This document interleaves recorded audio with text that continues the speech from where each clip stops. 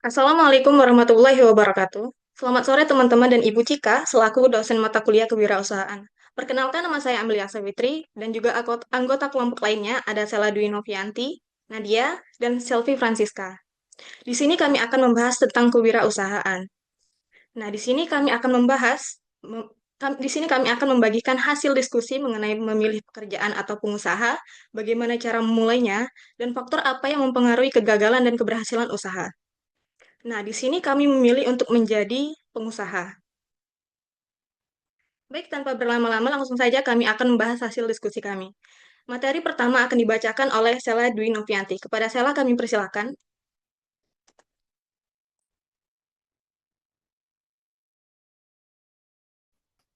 Di sini kami mengambil ide usaha kemplang udang. Kemplang udang adalah kerupuk khas berbahan dasar udang yang gurih dan renyah. Kenapa kami memilih usaha ini? Karena pertama, permintaan camilan gurih dan ringan selalu tinggi.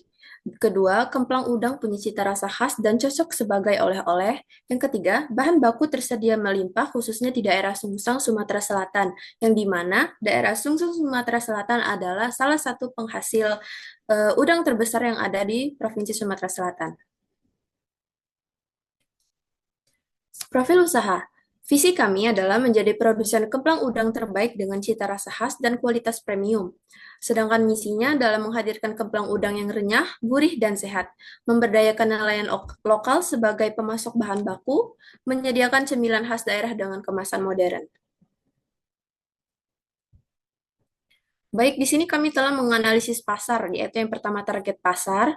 Target pasarnya adalah yang pertama warga lokal, yaitu warga sekitar pasar, tradisional atau toko oleh-oleh. Yang kedua nasional, melalui pemasaran online, marketplace, dan reseller.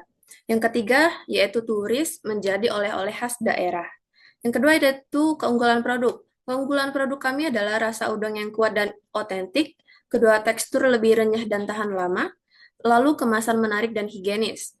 Lalu ke analisis pesaing, kami telah mencari tahu kelebihan dan kekurangan pesaing dan tawarkan keunikan, varian rasa, kemasan menarik, atau harga lebih kompetitif.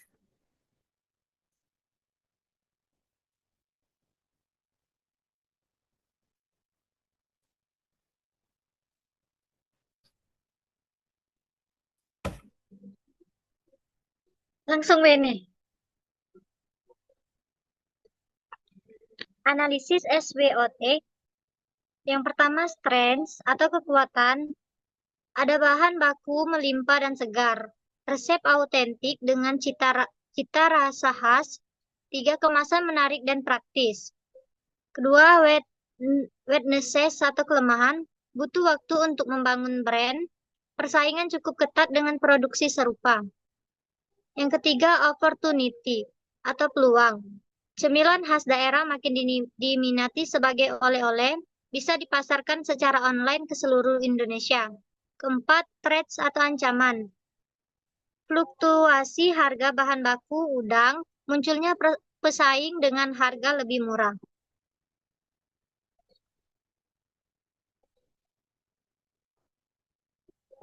Perencanaan produksi. Bahan baku udang segar, tepung tapioka, bumbu rempah, garam, bawang, dan lain-lain. Telur.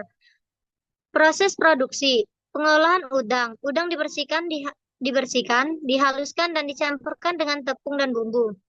Dua, pembentukan adonan. Adonan dibentuk bulat, pipi dikeringkan. Tiga, pengeringan. Kelempang dikeringkan hingga siap digoreng.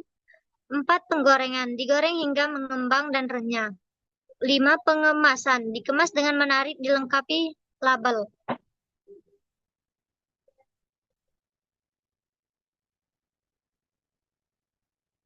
Perhitungan modal. Modal awal bahan baku yaitu 2 juta, peralatan penggilingan, penggorengan, pengemasan yaitu 5 juta, kemasan 1 juta, biaya promosi 500, total modal 8.500.000. Estimasi harga jual 15.000 sampai 20.000 per bungkus atau 200 gram. Keuntungan biaya produksi per bungkus 8.000, harga jual 15.000, keuntungan per bungkus yaitu 7.000.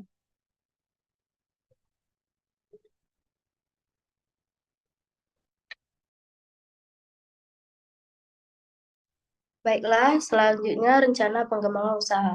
Tahun pertama, fokus membangun brand dan memperluas pasar lokal. Tahun kedua, menambah varian rasa seperti pedas, barbecue, dan keju. Tahun ketiga, ekspansi ke pasar nasional dengan distributor dan reseller. Tahun keempat, membuka toko fisik atau outlet di pusat-pusat oleh-oleh. Selanjutnya, strategi pemasaran secara offline, toko oleh-oleh, warung, dan pasar tradisional, pemeran atau festival lain. Selanjutnya, strategi pemasaran secara offline seperti toko oleh-oleh, warung, dan pasar tradisional, pameran atau festival kuliner. Kalau secara online, marketplace atau Shopee, Tokopedia, dan lain-lain. Media sosial seperti Instagram, TikTok, dan Facebook. Faktor keberhasilan dan kegagalan. Faktor keberhasilan, kualitas udang dan rasa konsisten, kemasan menarik dan higienis, pemasaran efektif, inovasi varian rasa. Faktor kegagalannya, bahan baku tidak konsisten, bersaing ketat tanpa keunikan, manajemen produksi dan keuangan buruk, dan kurangnya promosi.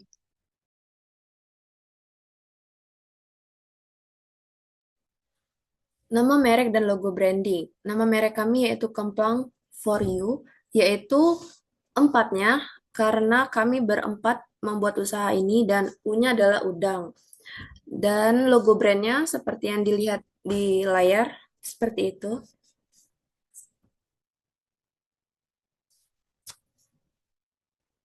Strategi pengelolaan resiko. Jadi, jika ada risiko yang datang, kami telah merencanakan apa saja yang harus kami persiapkan. Yaitu yang pertama, jika harga bahan baku naik, maka kami akan cari supplier cadangan atau buat kontrak harga tetap. Lalu, jika persaingan makin ketat, kami akan menawarkan keunikan baru, misalnya varian rasa yang baru, yaitu varian rasa premium. Terus yang ketika penjualan menurun, kami akan mengaktifkan promosi di media sosial dan membuat diskon khusus yang menarik.